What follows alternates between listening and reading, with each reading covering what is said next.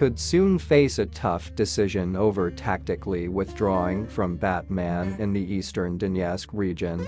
As the fate of the city hangs in balance, Bakhmut has been intensely fought over by Russian and Ukrainian forces for months, with Moscow viewing its capture as a strategic goal and a way to cut Ukrainian supply lines in Donetsk. Russian officials recently claimed that Moscow's forces have almost entirely encircled Batman on Wednesday. One Special Forces commander said Russian troops now occupied several streets in the city.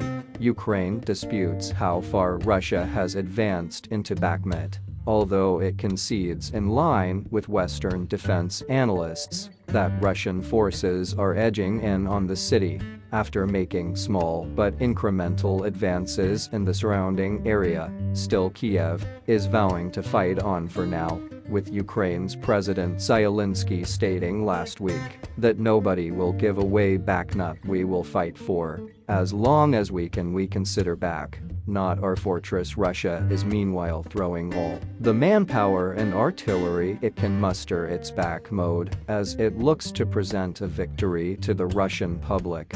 Ahead of the first anniversary of the Moscow-style special military operation on February 24, the Russians are desperate to advance ahead of the one-year anniversary of this aggression. They are really using everything they have in and around Bakhmut, Yuri Sak, an advisor to Ukraine's defense ministry, told CNBC Wednesday. We take it seriously. We understand that the enemy is not going to stop, he noted, adding that the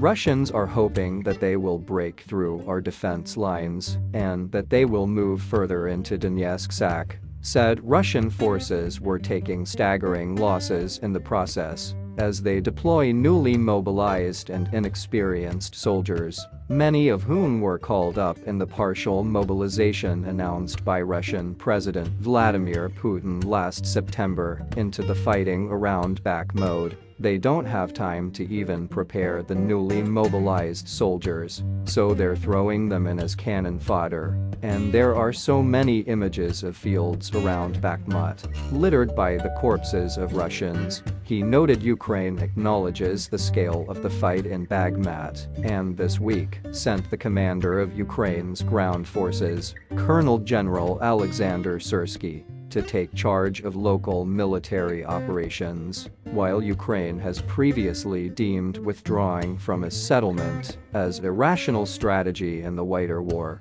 It is not yet ready to give up, Bakhmut. Sak said. This is not something that has been discussed. For now, the defense of Batman continues. The next couple of weeks will really be decisive. That's one thing we can say with certainty, he added. Magma's strategic value to Russia is disputed, but analysts say that Moscow sees its capture as a way of cutting Ukrainian supply lines in the east and as gateway to advancing toward the nearby larger cities of Kramatorsk and Sloviansk. Bakhmut was once a busy industrial hub with a thriving salt mining industry, which encompassed the nearby small town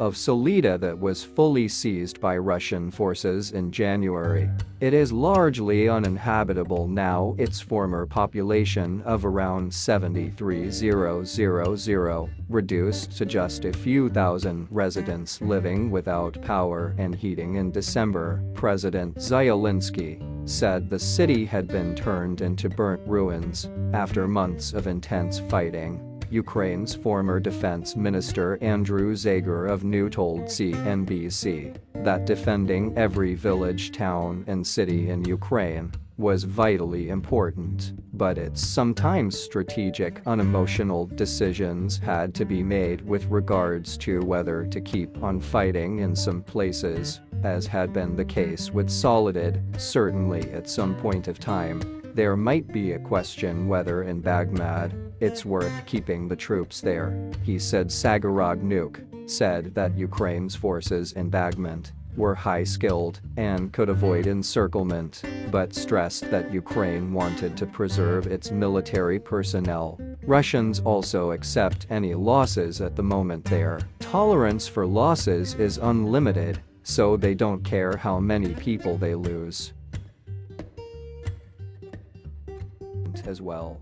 But at the end of the day they got lighter, and they seem quite close to capturing Bakhmut, maybe surrounding the Ukrainians who are defending Bakhmut. And to be frank, and it's not nice to say, they're killing also a lot of Ukrainian soldiers. Shea said that the balance of forces was obviously tipped in Russia's favor, noting that the Ukrainians can less afford to lose troops than Russia.